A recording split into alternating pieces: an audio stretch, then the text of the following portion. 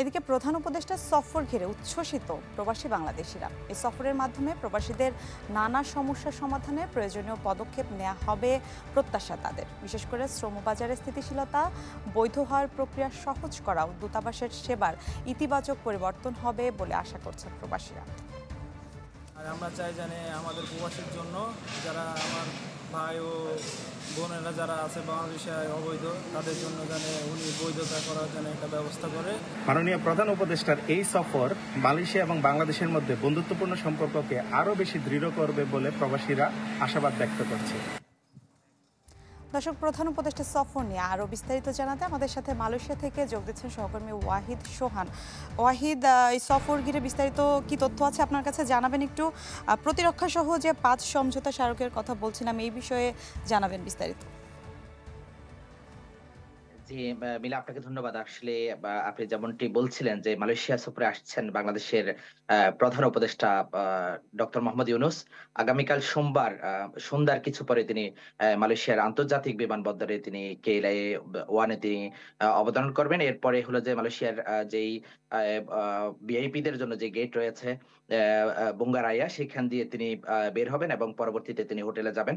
এবং এটি 12 তারিখ সকালবেলায় 8:30 তিনি প্রধানমন্ত্রী আনোয়ার ইব্রাহিমের যে অফিস রয়েছে সেখানে যাবেন। সেখানে তাকে গার্ড অব অনার দেওয়া হবে এবং সেটি 8:30 থেকে 9টার মধ্যে এটি সম্পন্ন হবে। এবং 9টা যেটি 30-এর পর থেকে তাদের একটি ধারাবাহিক বৈঠক অনুষ্ঠিত হবে এবং মন্ত্রী পর্যায়ের বৈঠক, দুই দেশের উচ্চ পর্যায়ে যে বৈঠক হবে, সেই বৈঠকে আমরা যতটুকু মালয়েশিয়ার পররাষ্ট্র মন্ত্রণালয়ের একটি বিজ্ঞপ্তির মাধ্যমে একজন সেক্রেটারি তিনি জানিয়েছেন আমাদেরকে, সেটি হলো যে মালয়েশিয়া এবং বাংলাদেশের মধ্যে যে সমঝোতা স্মারকগুলো হবে তার মধ্যে প্রতিরক্ষা, জ্বালানি এবং কৌশলগত আন্তর্জাতিক গবেষণা, সেমিকন্ডাক্টরের সক্ষমতা বৃদ্ধি এবং বাণিজ্য সম্প্রসারণ সহ বেশ কয়েকটি এখানে সমঝোতা স্মারক স্বাক্ষরিত হবে। এর পাশাপাশি থাকছে মালয়েশিয়ায় যে উচ্চ শিক্ষার সুবিধা আমাদের প্রবাসী বাংলাদেশিদের জন্য, সেটি থাকছে।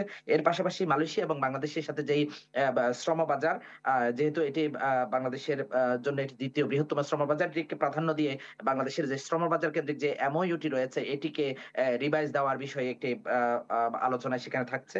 এর পাশাপাশি থাকছে এখানে আরেকটি আলোচনার কেন্দ্রবিন্দুতে সব থেকে বেশি প্রবাসীদের পক্ষ থেকে দাবি থাকছে যে এখানে যারা অবৈধ বা যে আনডকুমেন্টেড প্রবাসী বাংলাদেশিরা রয়েছে তাদের বৈধকরণ প্রক্রিয়ার বিষয়ে ডক্টর মোহাম্মদ ইউনূসের পক্ষ থেকে একটি অনুরোধ জানানোর বিষয়ে প্রবাসী বাংলাদেশিরা বারবারই বলছেন।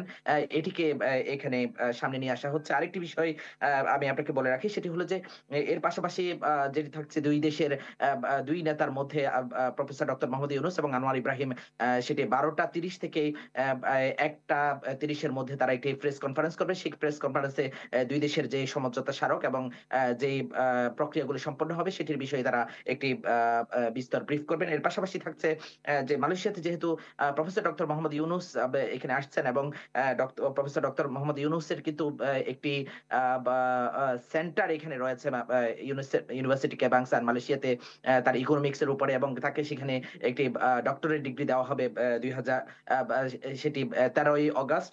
এবং সেটি সম্পন্ন করার পরে রাতে তিনি ডিনারে অংশগ্রহণ করবেন এবং ডিনার শেষে তিনি মালয়েশিয়া ত্যাগ করবেন। এর পাশে আমি আরেকটি বিষয় বলে রাখতে চাই, সেটি হলো যে প্রফেসর ডক্টর মোহাম্মদ ইউনূসের এই সফর কিন্তু মালয়েশিয়ার প্রধানমন্ত্রী আনোয়ার ইব্রাহিম এবং ডক্টর মোহাম্মদ ইউনূসের যে বন্ধুত্বপূর্ণ সম্পর্ক রয়েছে, যেমনটি পররাষ্ট্র উপদেষ্টা বলছিলেন, আসলে এই সম্পর্কটাকে কাজে লাগিয়ে বাংলাদেশ কিন্তু বাংলাদেশের পক্ষ থেকে তাদের যে চাহিদা সেটিকে এখানে অ্যাচিভ করে নিতে পারে। এর পাশাপাশি আরেকটি বিষয় আমি জানিয়ে রাখতে চাই, সেটি হলো যে মালয়েশিয়া এবং বাংলাদেশের সাথে আমাদের যে বাণিজ্যিক সম্পর্ক, সেটি হলো 2024 সালের যে বাণিজ্যিক সম্পর্কটি আমাদের ট্রেড বা স্ট্যাটিস্টিক্স যদি বলি, আমরা মালয়েশিয়ার সাথে 13.35 বিলিয়ন, যেটা $2.92 এটি বিলিয়ন ডলার এখানে মালয়েশিয়ার সাথে আমাদের আমদানি হয়েছে।